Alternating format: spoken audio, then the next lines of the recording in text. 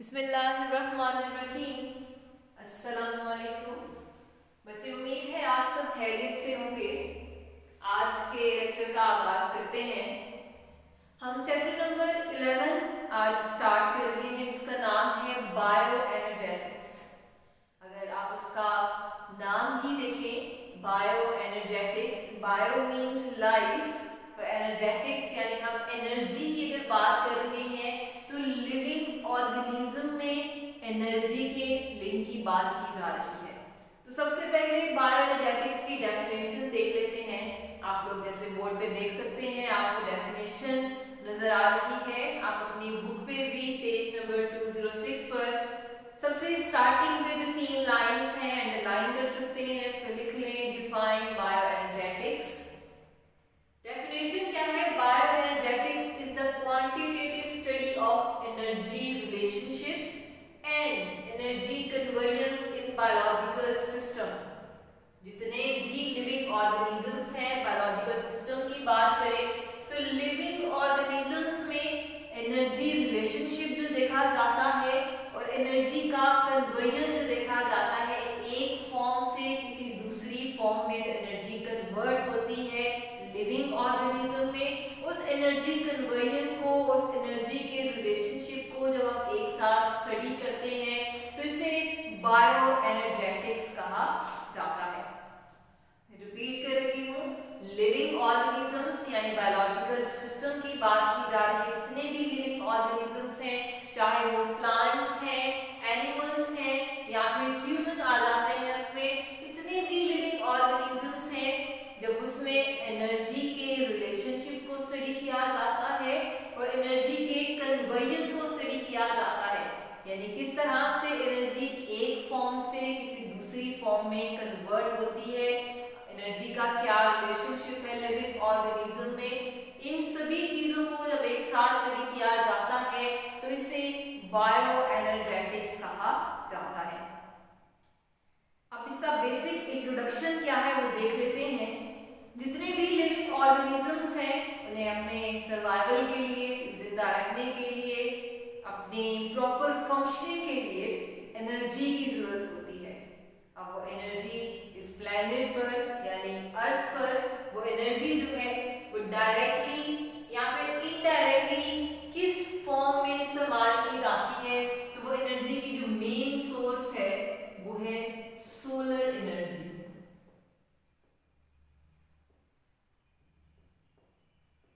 यानी सनलाइट की बात की जा रही है। ये वो एनर्जी की मेन सोर्स है जो कि इस प्लेनेट पर, अर्थ पर जो है डायरेक्टली या फिर इनडायरेक्टली एनर्जी जो है वो इस फॉर्म में आती है। इस फॉर्म से फर्दर एनर्जी को डिफरेंट फॉर्म्स में कन्वर्ट किया जाता है। बायोलॉजिकल एनर्जी की बात करें, जैसे हमने इसकी डेफिनेशन में एनर्जी कन्वर्जेंस की बात की कि बायो एनर्जेटिक्स में हम एनर्जी कन्वर्जेंस को भी स्टडी करते हैं। तो बायोलॉजिकल सिस्टम में जो एनर्जी की ट्रांसफॉर्मेशन है वो लॉ ऑफ थर्मोडायनेमिक्स के अकॉर्डिंगली देखी जाती है। जैसे आप लोग फिजिक्स में पढ़ते हैं, लॉ ऑफ थर्मोडायनेमिक्स वो क्या है? Energy can neither be created nor be destroyed, it just changes from one form to another। Energy ना तो खुद से बनाई जा सकती है, ना ही खत्म की जा सकती है। एनर्जी को सिर्फ एक फॉर्म से किसी दूसरी फॉर्म में कन्वर्ट किया जा सकता है। जैसे ये सोलर एनर्जी है, इसे केमिकल एनर्जी में कन्वर्ट किया जा सकता है। केमिकल एनर्जी को फर्दर आगे से किसी दूसरी फॉर्म में कन्वर्ट किया जा सकता है। एक फॉर्म से दूसरी फॉर्म में एनर्जी का कन्वर्जन तो किया जा सकता है, लेकिन एनर्जी ना तो खुद से बनाई जा सकती है, ना ही उसे खत्म किया जा सकता है। इसे लॉ ऑफ थर्मोडायनेमिक्स के अकॉर्डिंगली जो है हम लोग बायोलॉजिकल सिस्टम में स्टडी करते हैं।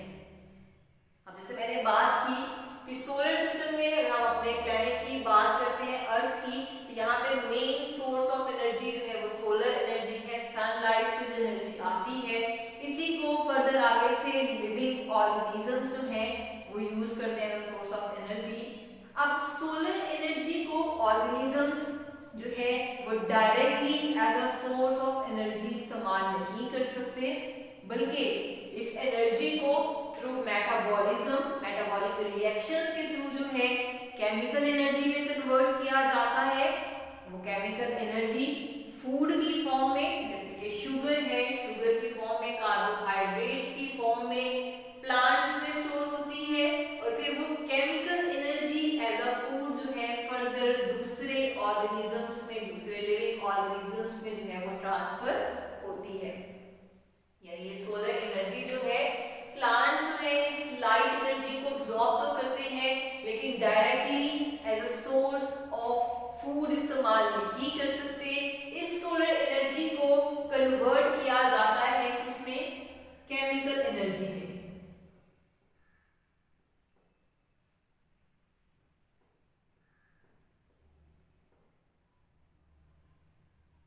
केमिकल एनर्जी में कन्वर्ट किया जाता है। फिर वो केमिकल एनर्जी थ्रू फूड जो है, यानी शुगर की फॉर्म में या कार्बोहाइड्रेट्स की फॉर्म में जो है वो फर्दर आगे से नेक्स्ट ऑर्गेनिज्म जो है उस एनर्जी को इस्तेमाल करते हैं। प्लांट्स भी इस एनर्जी को, सोलर एनर्जी को स्टोर करने के लिए केमिकल एनर्जी में कन्वर्ट करते हैं, और केमिकल एनर्जी की फॉर्म में जो है उसे शुगर की फॉर्म में स्टोर किया जाता है, या फिर किसी दूसरे ऑर्गेनिक मॉलिक्यूल में से कन्वर्ट कर लिया जाता है, जिसमें ये केमिकल एनर्जी स्टोर रहती है।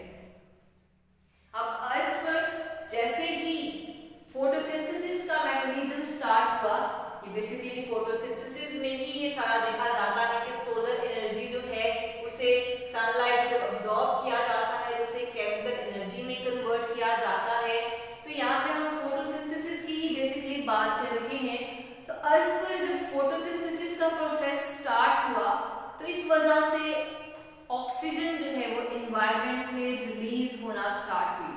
फोटोसिंथेसिस का जैसे आप लोग रिएक्शन जानते हैं, कार्बन डाइऑक्साइड वाटर जो है लाइट की मौजूदगी में, क्लोरोफिल की मौजूदगी में जब रिएक्ट करते हैं तो ग्लूकोज की फॉर्मेशन होती है, ऑक्सीजन रिलीज होती है, और वाटर मॉलिक्यूल जो है वो रिलीज होते हैं। तो यहाँ पे जो ऑक्सीजन रिलीज हो रही है फोटोसिंथेसिस की वजह से ही अर्थ पर ऑक्सीजन जो है वो हवा में, एटमॉस्फेयर में रिलीज होना स्टार्ट हुई।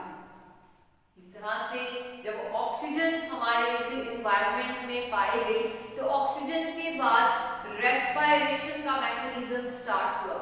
फोटोसिंथेसिस से एनवायरनमेंट में ऑक्सीजन आई, और ऑक्सीजन की वजह से रेस्पिरेशन का मैकेनिज्म जो है वो स्टार्ट हुआ। रेस्पिरेशन की वजह से जो एनर्जी है वो रिलीज होती है। रेस्पिरेशन की वजह से एनर्जी जो है वो रिलीज होती है। उस एनर्जी रिलीज की वजह से एटीपी की फॉर्मेशन भी जो है वो देखी गई। एटीपी मॉलिक्यूल जिसे एडेनोसिन ट्राइफॉस्फेट कहा जाता है, एनर्जी की एक फॉर्म है। इस फॉर्म एनर्जी जो है स्टोर की जाती है, और एटीपी बेसिकली एक ऐसा लिंक है जो कि कैटाबॉलिज्म और एनाबॉलिज्म के दरमियान देखा जाता है। ये दो टर्म आप लोग पहले भी पढ़ चुके हैं इसी बुक में। आपने पढ़ी कैटाबॉलिज्म और एनाबॉलिज्म की। दोनों क्या टर्म्स हैं? कैटाबॉलिज्म कहते हैं कॉम्प्लेक्स मॉलिक्यूल्स का टूटकर सिंपल मॉलिक्यूल्स में कन्वर्ट हो जाना, इसे कैटाबॉलिज्म कहा जाता है। जबकि एनाबॉलिज्म कहते हैं सिंपल मॉलिक्यूल्स का, सिंपल सब्सटेंसेस का जुड़कर कॉम्प्लेक्स मॉलिक्यूल बना देना, इसे एनाबॉलिज्म कहा जाता है। तो इन दोनों रिएक्शंस में एटीपी जो है उसका एक केमिकल लिंक जो है वो देखा जाता है कैटाबॉलिज्म और एनाबॉलिज्म के दरमियान। इस तरह से फोटोसिंथेसिस का प्रोसेस जो है उसके थ्रू ही हमें ये बात क्लियर होती है कि किस तरह से एनर्जी का कन्वर्जन बायोलॉजिकल सिस्टम में देखा जाता है, किस तरह से एनर्जी जो है एक फॉर्म से दूसरी फॉर्म में कन्वर्ट होती है, और दूसरी फॉर्म से फर्दर आगे से लिविंग ऑर्गेनिज्म में उस एनर्जी का कन्वर्जन या ट्रांसफॉर्मेशन जो है वो देखा जाता है, जिसे हमारे चैप्टर का नाम जो है बायोएनर्जेटिक्स कहा जाता है। यानी इसमें हम एनर्जी रिलेशनशिप्स, एनर्जी कन्वर्जेंस के बारे में पढ़ते हैं। जितने भी फोटोसिंथेटिक ऑर्गेनिजम्स हैं जैसे कि हायर लैंड प्लांट्स हैं, वो सोलर एनर्जी को यूज करते हैं, सनलाइट को इस्तेमाल करते हैं ऑर्गेनिक कंपाउंड्स तैयार करने के लिए, जैसे कि कार्बोहाइड्रेट्स हैं। इस तरह से एनर्जी जो है वो एक फॉर्म से दूसरी फॉर्म में कन्वर्ट हो जाती है। अब ये जो कार्बोहाइड्रेट्स हैं या केमिकल एनर्जी है, ये डायरेक्टली हम कहीं से हासिल नहीं कर सकते। कहाँ से आएगी? सोलर एनर्जी से ही केमिकल एनर्जी की फॉर्मेशन, ये कार्बोहाइड्रेट्स की फॉर्मेशन जो है वो देखी जाती है। इस तरह से इन कार्बोहाइड्रेट्स में जो एनर्जी स्टोर होती है केमिकल एनर्जी की फॉर्म में, यही एनर्जी प्लांट जो है इस्तेमाल करते हैं अपनी एक्टिविटीज के लिए भी, और यही एनर्जी फर्दर आगे से एनिमल्स में भी जो है सोर्स ऑफ एनर्जी ट्रांसफर होती जाती है। इस तरह से फोटोसिंथेसिस ना सिर्फ अपनी एक्टिविटीज के लिए एनर्जी प्रोवाइड करती है, बल्कि दूसरे लिविंग ऑर्गेनिजम्स के लिए भी जो है एक सोर्स ऑफ एनर्जी जो है ये प्रोसेस देखी जाती है। फोटोसिंथेसिस की वजह से जो कार्बोहाइड्रेट्स बनते हैं, यानी ये शुगर की बात की जा रही है, अभी कार्बोहाइड्रेट्स जो है ये फर्दर आगे से ग्लाइकोलाइसिस या फिर रेस्पिरेशन में इस्तेमाल होते हैं, जिनसे कार्बोहाइड्रेट में स्टोर एनर्जी जो है उसे रिलीज किया जाता है। ग्लाइकोलाइसिस जो है ग्लूकोज की ब्रेकडाउन को कहा जाता है। रेस्पिरेशन में भी ऐसा ही देखा जाता है कि ग्लूकोज की ब्रेकडाउन होती है ऑक्सीजन की मौजूदगी में, जिससे एनर्जी जो है वो रिलीज होती है। इस तरह से अगर इन दो प्रोसेसेस को कंपेयर किया जाए, यानी फोटोसिंथेसिस, जैसे हमने स्टार्टिंग में फोटोसिंथेसिस की बात की, फिर हम रेस्पिरेशन की बात कर रहे हैं, तो फोटोसिंथेसिस बेसिकली एक एनर्जी कैप्चरिंग प्रोसेस है, जिसमें एनर्जी को कैप्चर किया जाता है, स्टोर किया जाता है, जबकि रेस्पिरेशन जो है एक एनर्जी रिलीजिंग प्रोसेस है, जिसमें एनर्जी को रिलीज किया जाता है। क्योंकि फोटोसिंथेसिस में सनलाइट या फिर सोलर एनर्जी को ट्रैप करके in the presence of chloroplast chemical energy में कन्वर्ट किया जाता है, और केमिकल एनर्जी को फर्दर आगे से कार्बोहाइड्रेट्स की फॉर्म में स्टोर कर लिया जाता है। तो ये एनर्जी कैप्चरिंग प्रोसेस है फोटोसिंथेसिस। जबकि अगर हम दूसरी बात करें रेस्पिरेशन की, तो रेस्पिरेशन इसका ऑपोजिट है। जो केमिकल एनर्जी स्टोर की गई है शुगर या ग्लूकोज की फॉर्म में, उसकी ब्रेकडाउन करके, ग्लूकोज की ब्रेकडाउन के बाद, ग्लाइकोलाइसिस के बाद उस एनर्जी को जब रिलीज किया जाता है तो उसे रेस्पिरेशन कहा जाता है। तो इस तरह से रेस्पिरेशन एनर्जी रिलीजिंग प्रोसेस है, जबकि फोटोसिंथेसिस जो है एनर्जी कैप्चरिंग प्रोसेस है। दोनों ही एक दूसरे के ऑपोजिट प्रोसेस जो है वो देखे जाते हैं।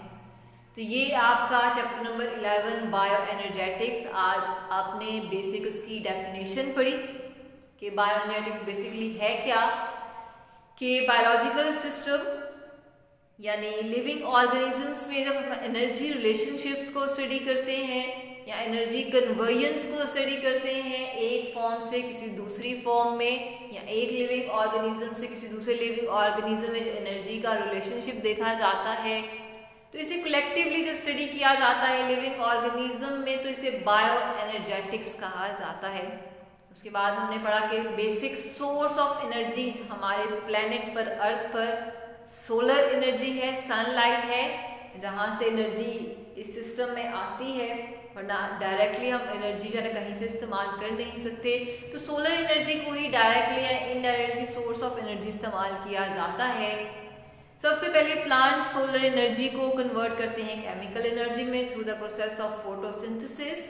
उसके बाद फोटोसिंथेसिस का ऑपोजिट प्रोसेस रेस्पिरेशन है। फोटोसिंथेसिस की वजह से एनवायरनमेंट में ऑक्सीजन जब रिलीज हुई, उस ऑक्सीजन को इस्तेमाल करते हुए रेस्पिरेशन का प्रोसेस स्टार्ट हुआ। ऑक्सीजन और ग्लूकोज मिलके जब रिएक्ट करते हैं तो एनर्जी रिलीज करते हैं, जिसे रेस्पिरेशन का प्रोसेस कहा जाता है। तो दोनों में डिफरेंस है कि फोटोसिंथेसिस एनर्जी कैप्चरिंग प्रोसेस है, जबकि रेस्पिरेशन एनर्जी रिलीजिंग प्रोसेस है।